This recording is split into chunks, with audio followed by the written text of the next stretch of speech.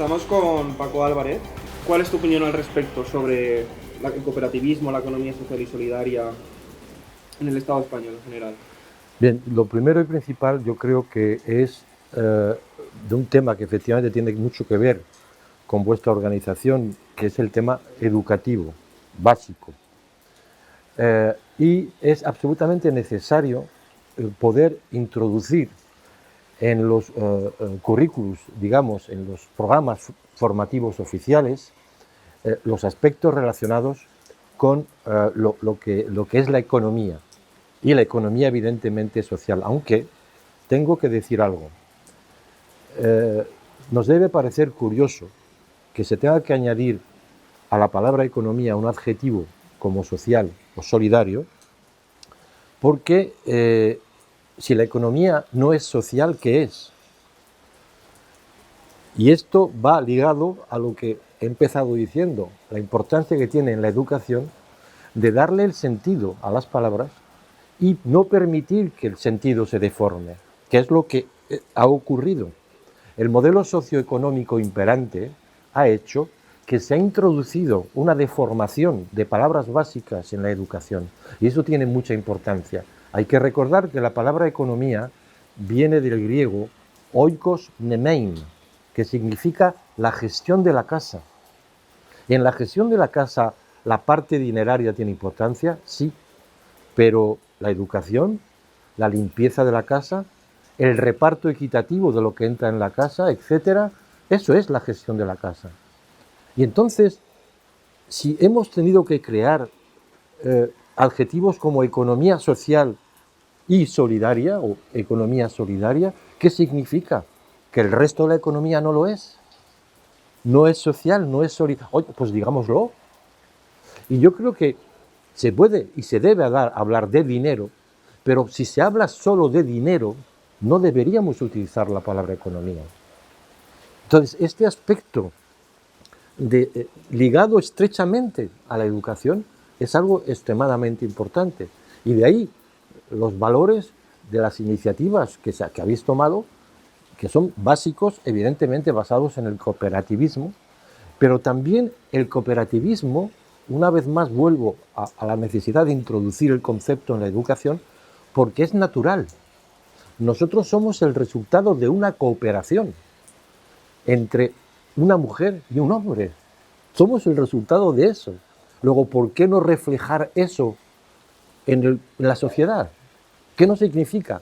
Que no puede haber personas solteras, etcétera, pero que seamos conscientes de que si vivimos, si estamos aquí en este planeta, es debido a una iniciativa cooperativista. Este concepto y otros muchos más son los que son verdaderamente necesarios poder introducir. Y ya añado, en la medida en que somos conscientes de que modificar los programas educativos no es cosa fácil, lo hemos visto en España con las diferentes leyes, cada vez que hay que modificarlas, sí se puede hacer vía actividades complementarias, que en todos los centros existen y que a partir de ahí, y trabajando para que poco a poco eso entre en programas educativos, pero mientras tanto es posible hacerlo. Y a mí me parece, sinceramente, extremadamente importante. Tú has estado muchos años en Francia, más en concreto en París, y conoces el sistema educativo francés desde dentro. ¿Qué diferencias encuentras respecto a lo que estábamos hablando, a la introducción de la economía social en el currículum educativo con respecto a Francia? Bien, mira, las comparaciones muchas veces, digamos, tienen un cierto peligro, pero es verdad que existen diferencias. Mira, lo primero y principal es que todos sabemos que el himno francés, desde la Revolución Francesa, igualdad, libertad, fraternidad, esas tres cosas, todos los franceses la comparten, independientemente de las ideas políticas que tengan. Pero una vez más, porque se ha introducido, sobre todo desde el año 1880, por Jules Ferry, en lo que era el nacimiento de la escuela pública. Ahí empezó, en 1880. Y cualquier persona, yo llegué a Francia teniendo 20 años, y fue un choque frontal con una educación franquista que había recibido con anterioridad, donde era una educación en pasillo, no había puertas ni a derecha ni a izquierda. Mientras que en Francia, cada vez que yo tenía que presentar algo en la universidad, tenía que presentar una tesis, una antítesis y una síntesis. Y además, totalmente, yo diría, inmerso en esos tres conceptos de libertad, de igualdad y de fraternidad. No esperemos a que los programas educativos se modifiquen, luchemos para que eso sea así, pero explicándolo de una forma extremadamente simple, con ejemplos concretos, como se hace en Francia, digamos, en general, pero particularmente con la colaboración de más de 30 entidades, donde está el gobierno en la semana de la economía social y solidaria. Una semana, empezó siendo un día, ahora es una semana, con el apoyo total del Ministerio de Educación francés, que dice, esa semana vamos a hacer esto, pero cuidado, también diciendo, hay asignaturas en las cuales estos valores también existen. O sea, lo que quieres decir es que esta semana la están enfocando desde una perspectiva transversal, ¿no? Totalmente. Más allá a la economía. Totalmente, totalmente. Cuidado, se habla, en esta semana se habla de democracia. No se habla solamente de temas, sino la palabra democracia, se habla de convivialidad. Se habla de un montón de aspectos que además yo creo que la sociedad española es receptora de estas cosas. Pero no te tiene que quedar solamente a nivel de decirlo, que suena muy bien, sino que ¿qué ha hecho el sistema socioeconómico actualmente imperante en el mundo? Sino precisamente introducir lo contrario. Veamos los programas, repito, oficiales. ¿Y qué enseñamos en general? Individualismo, éxito individual, dinero, dinero y dinero. Es eso lo que aparece. A mí me han criado así. Y me he tenido que dar cuenta más tarde que había otras cosas, pero agraciadamente en función de qué, de que no por mí, sino porque mis padres se fueron a Francia y me llevaron en sus maletas, tuve la suerte, vía la educación y el sistema educativo francés, de abrir los ojos, cuando los tenía absolutamente cerrados. Yo soy un resultado, vengo de una familia muy humilde, por no decir pobre, nací en el puente de Vallecas, cuando todavía lo es, como referencia de pobreza. Mis padres se fueron y me llevaron en sus maletas a Marruecos y luego a París, y tuve la suerte, porque yo con 8 años iba a una escuela franquista, vestido de azul, con una gorra roja, y estaba súper orgulloso de formar parte de eso. Y en realidad lo que se me estaba era adoctrinando. Y luego los programas educativos siguieron adoctrinándome en el modelo socioeconómico que es imperante y que nos ha llevado tanto a la última crisis del año 2008 económica como a la pandemia que estamos viviendo hoy en día. Y yo creo que el terreno es fértil para que desde el punto de vista educativo y cooperativista, sin imponer el cooperativismo como única regla, pero sí los valores que lleva el cooperativismo, poderlos introducir con toda tranquilidad, que no es en contra de nadie, es a favor de todos. Esa es la diferencia. Muy bien. Volviendo un poco a la Semana de la Economía Social y Solidaria Francesa, ¿nos puedes contar un poco más sobre esta semana? Un poco cómo surge, quién la impulsa, un poco en qué consiste, ¿no? Pues fíjate, los primeros, digamos, movimientos que existieron datan de aproximadamente unos 20 años.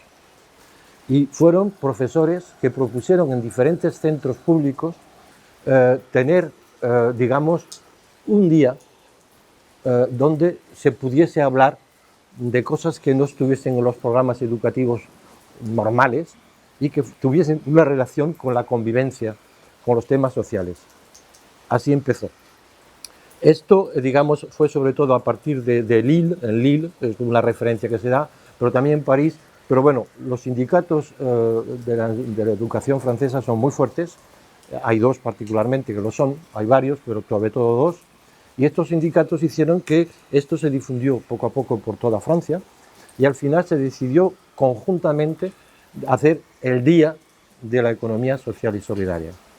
Luego fueron ya 2 días, luego 3, y a partir de ahí, en esa reunión, digamos, donde encuentras a lo que se llama la Asociación de Escuelas Republicanas, a las cooperativas de enseñanza, a entidades sociales que no tienen nada que ver directamente con la educación, el gobierno francés hace 5 años se sintió obligado a decir no podemos dejar esto sin que nosotros participemos.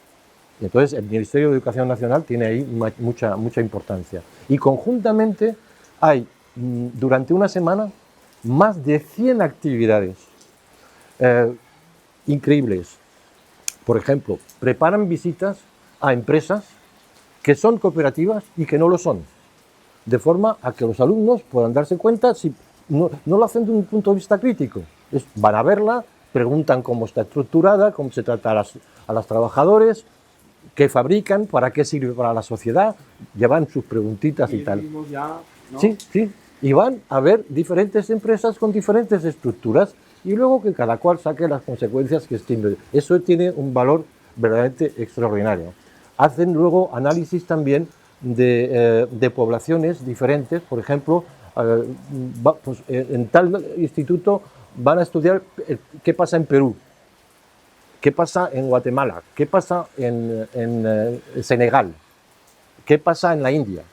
Entonces se distribuyen y todos daros cuenta durante 5 días, de forma, y entonces el año después se van cambiando de país, van haciendo. Hay una enorme actividad, vuelvo a repetir, empujado y ayudado por el Ministerio de Educación Nacional. Y luego actividades. Y luego también herramientas.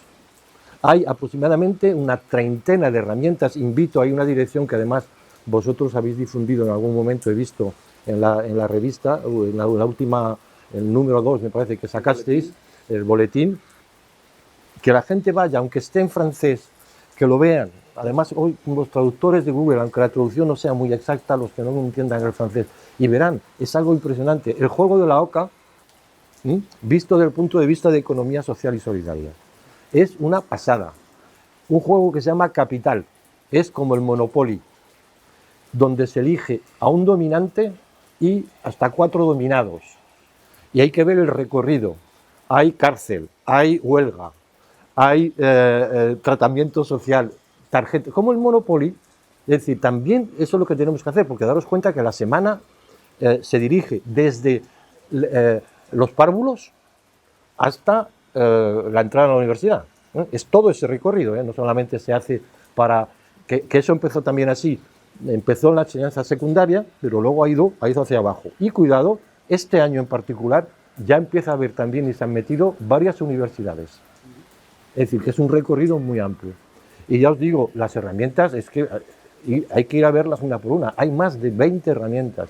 Aquí ya existen algunas, como crear una cooperativa, evidentemente se necesitan herramientas, pero también herramientas para los profesores, para que los profesores tengan material para poder efectivamente, que sé que vosotros ya habéis indicado más o menos 2, digamos, que me parece muy interesante, pero que hay que seguir en esa vía. Hay que darle, igual que ocurre con la enseñanza normal, donde hay libros, hay manuales, hay metodologías, pues hay que hacer lo mismo, pero poniendo el eje en estas cosas. Pero voy a repetir que además hay que insistir mucho que aquí no se trata de meterse con nadie.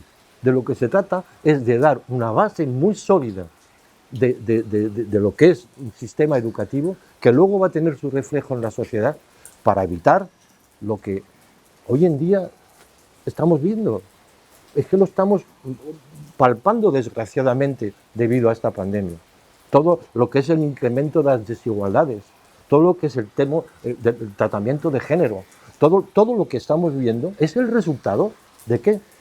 De un sistema socioeducativo que se ha metido en todos los lugares del mundo y que nos ha metido en la cabeza que el progreso de una sociedad es debido al dinero y a la riqueza.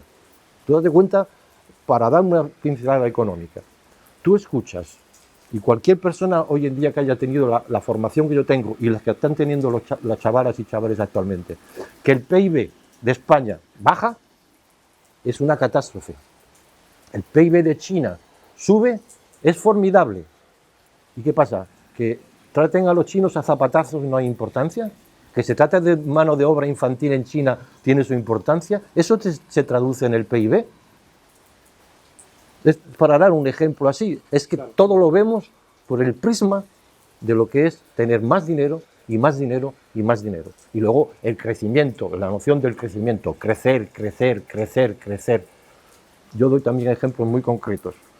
Para que el sector automovilístico sea floreciente constantemente, tiene que crecer 3% anual. Es la cifra mágica. Pues imaginemos que en Ford todos los años se fabrican 3% más de coches que el año anterior. ¿Dónde vamos a meter los coches de aquí a 20 o 30 años? Si todos los años tenemos 3% más, 3% más, ¿a dónde vamos a meter los coches? Turismo, mucho turismo, que vengan los turistas, oye, que está muy bien. Y nos vanagloriamos del hecho de que cada vez tenemos más turistas. Bien, 3% de aumento anual, venga, tira para adelante. De aquí a 20 años, ¿dónde metemos los turistas en la Comunidad Valenciana? Es decir, ese tipo de cosas, con ejemplos concretos y simples, que no es contra nadie, sino es a favor de que los jóvenes tengan un futuro como es debido en este planeta. Todo eso se puede transmitir a través de ejemplos muy concretos. A través de la educación, ¿no? Educación, educación, educación. Un poco si nos puedes decir qué decisiones políticas o administrativas crees que ayudarían o favorecerían este cambio de paradigma. Bien, muchas veces a los políticos se les ve como si fuesen gente aparte. Pero los políticos y políticas son seres humanos. Y hemos hablado de la educación que yo he recibido. Ellos han recibido la misma educación. ¿Qué ocurre?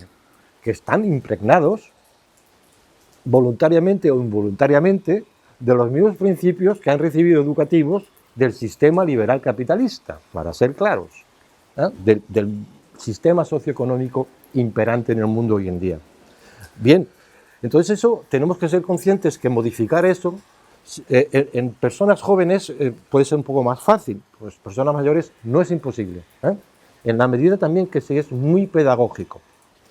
Entonces lo que ocurre es que, digamos, muy a menudo, y lo podemos constatar, la mayoría de los partidos políticos utilizan estos argumentos de los que yo estoy hablando porque suenan bien, pero luego cuando pasan a la acción, resulta que hay otras prioridades que aparecen que deja esto un poquito más para atrás. Y una vez más se presenta muchas veces como una confrontación. Yo recuerdo cuando llegué al gobierno valenciano, yo tenía el gorro de la economía del bien común y bueno, pues, los empresarios pensaban que yo iba un poco como, no sé, el régimen dictatorial, donde yo iba a llegar a decir, todo el mundo a la economía del bien común. No, yo fui a verles, a hablar con ellos, decirles, oye, ¿estáis de acuerdo para que exista mano de obra infantil explotada? Ah, ¿cómo? No. ¿Estáis de acuerdo para que para un mismo puesto de trabajo un hombre y una mujer tengan el mismo salario? Así, claro que estamos de acuerdo. ¿Estáis de acuerdo con la economía del bien común? Luego, lo que vamos a hacer, vamos a poner en marcha un cierto número de cosas, creamos una cátedra de educación de la economía del bien común, creamos también una cátedra de economía humana, de economía feminista, varias cátedras, pero una de ellas la economía del bien común. Y cuidado, sin poner nada, una más de las cátedras que había en la universidad. Desde el punto de vista de emprendimiento es lo mismo. El emprendimiento, digamos que es un concepto muy curioso. Si tú preguntas en tu entorno, ¿qué es un emprendedor o una emprendedora? La foto que sale es una chica joven, un chico joven en el sector tecnológico. Eso es una emprendedora o un emprendedor. ¿Y qué pasa? ¿Que la agricultura no es importante? ¿No se puede emprender en agricultura? ¿No se puede emprender en educación? ¿No se puede emprender? El emprendimiento es algo muy universal. Pues todas esas cosas pedagógicas es lo que yo hice en el interior, o intenté hacer en el interior del gobierno valenciano, para hacer entender a mis colegas y luego también a la sociedad, a los sindicatos, a todo el mundo, de que lo que se trataba era de poner, yo sé que no es fácil, pero de empezar un camino con cosas simples, pero hacerlas, aunque sean pequeñas, pero empezar. Luego, me he extendido un poquito, pero la respuesta es que el problema que tenemos a nivel de la sociedad en general con respecto al sistema educativo que tenemos, también influye en que nuestros gobernantes hayan tenido esa educación y sea necesario también una pedagogía interna dentro de los gobiernos. Y ya aprovecho para decir otra cosa que me parece verdaderamente grave, y particularmente en España, es que se confunde ser militante de un partido político y gobernar. Son dos cosas diferentes. Yo voy a defender mis ideas, pero si yo me involucro en un gobierno, tengo que gobernar para todos y todas, no para una parte. No decir, oye, porque este es del partido X, yo no voy al pueblo este, porque el otro es del partido tal, no sé qué, yo no voy a tal ciudad. Bueno, ¿qué me hablas? Tú tienes que ir en tanto que gobernante a todos los sitios. Y aquí hay esa confusión también, que eso hay que arreglarlo, ¿no? Os puedo decir que hay algo muy importante en Francia, cuando una persona de un partido político que tiene derecho a defender sus ideas y llevarlas a la práctica muy bien, entra en el gobierno, tiene que suspender su militancia política en el partido. La suspende durante el tiempo que gobierna. Luego vuelve a su militancia cuando deja el gobierno. Eso habría que hacerlo y generalizarlo, porque es muy negativo, sea el partido que sea, digo bien, porque hasta además lo vemos. Y mira desde el punto de vista educativo, las leyes educativas. Llega el partido 1, ley educativa, partido 2, ley educativa, partido 3, vuelve otra vez el 1. ¿Pero esto qué es? La educación.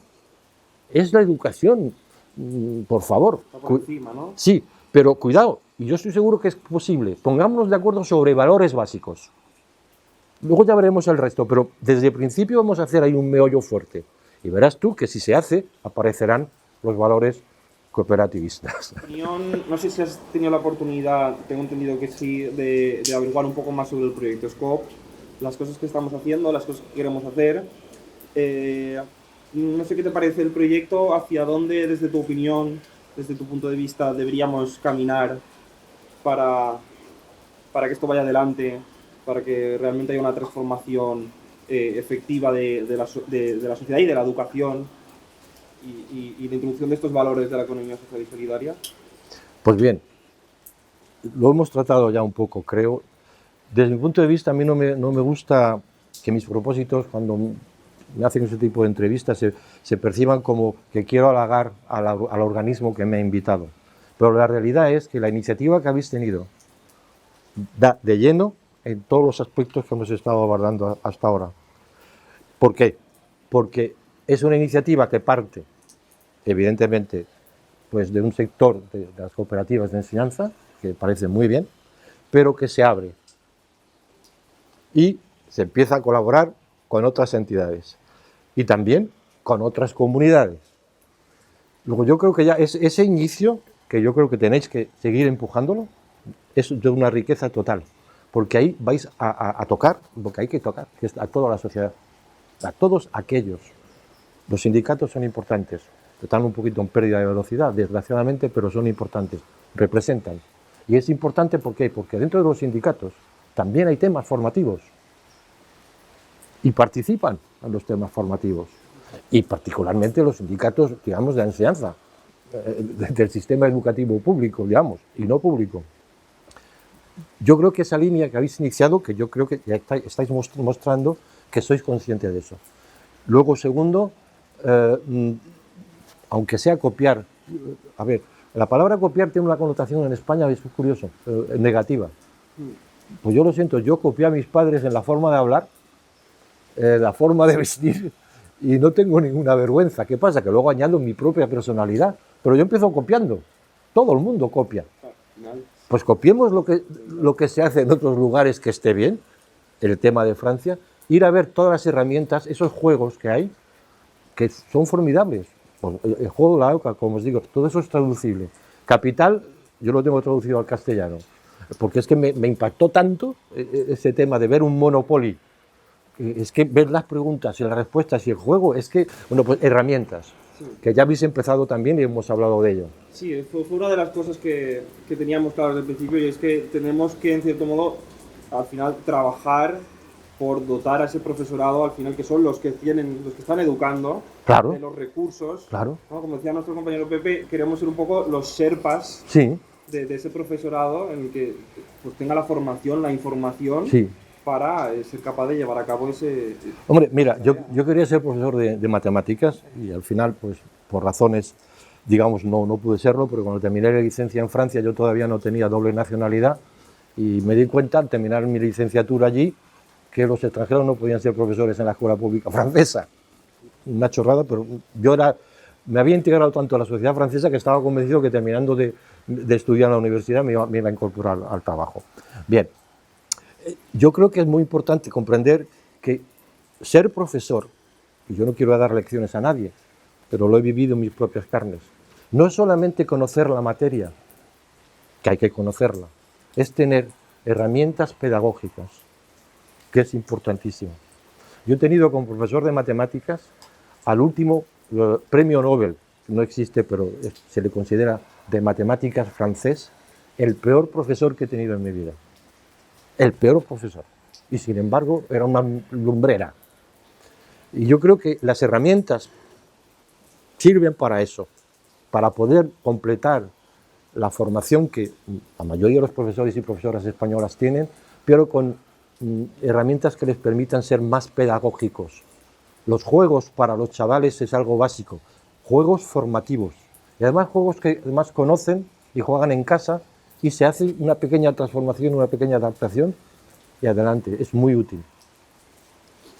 Pues mi padre falleció, pero unas semanas antes, pues estuve con él en Alicante, que vivió en Alicante, yo entonces vivía en Francia, y me dijo: Paco, no olvides nunca de la clase social que provienes. Y eso se quedó ahí. Y cuando falleció, empezó a darme vueltas a aquello diciendo: pues yo qué estoy haciendo, si lo que estoy haciendo es defendiendo un modelo socioeconómico que lo que hace es castigar a la clase social de la que yo vengo. ¿Cómo puedo hacer para que mis pecados puedan ser perdonados? Y de ahí mis ansias siempre de poder transmitir y hacer lo que se pueda porque yo he hecho mucho daño en el aspecto de haber participado plenamente y convencidísimo de que lo que estaba haciendo era magnífico. En la Bolsa de París, en la Bolsa de Valencia, todo muy bien. Con esas palabras de esperanza, ¿no? Sí, sí. De que todos estamos a tiempo, ¿no? Que se puede cambiar las cosas. Totalmente, totalmente. Y ya te digo, hay que trabajar con la gente joven, porque además se trabaja para su futuro, pero no hay que desesperar de poder trabajar también con personas mayores. Yo he ido, ahora ya no se puede, a centros de mayores en diferentes poblaciones españolas a hablarles de economía, en el sentido de lo que es la palabra economía, y no te puedes imaginar el interés de las personas mayores. No hay que desesperar, no hay edad para no comprender las cosas y cambiar. Pues bueno, muchas gracias, Paco, por la entrevista. Y ya me pasarás el juego ese, ¿no? El Capital. Sí. Muchas gracias. A vosotros.